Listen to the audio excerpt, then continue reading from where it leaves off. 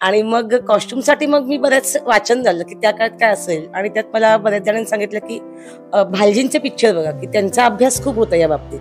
त्यामुळे थोडे भालजी पेंढारकरांचे पिक्चर बघितले गेले, थोडं वाचन केलं आणि मग त्यातून कॉस्ट्युम आमचे बऱ्यापैकी उभे राहिले.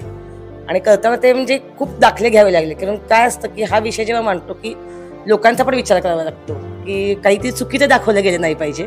मग तुकाराम महाराजांचं ऍक्च्युली बाकी सगळं माहित होतं, पण त्यांची जी पगडी होती त्या पगडीबद्दल मला काहीच करता येत नव्हतं. म्हणजे खूप प्रकार केले, पण ती जे तो पॅटर्न जो आम्ही फोटोत बघितला होता किंवा ज्यांच्याबद्दल वाचलं होतं त्याला शेवटपर्यंत म्हणजे आदल्या दिवशीपर्यंत आम्हाला काही सुचत नव्हतं की काय करायचंय.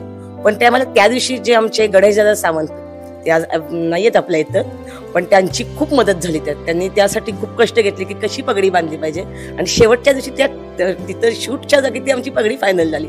तोपर्यंत आम्हाला ती जमलीच नव्हती की कशी करायची, पण ती शेवटच्या दिवशी त्यांच्यामुळे ती बांधली गेली त्यांच्यामुळे.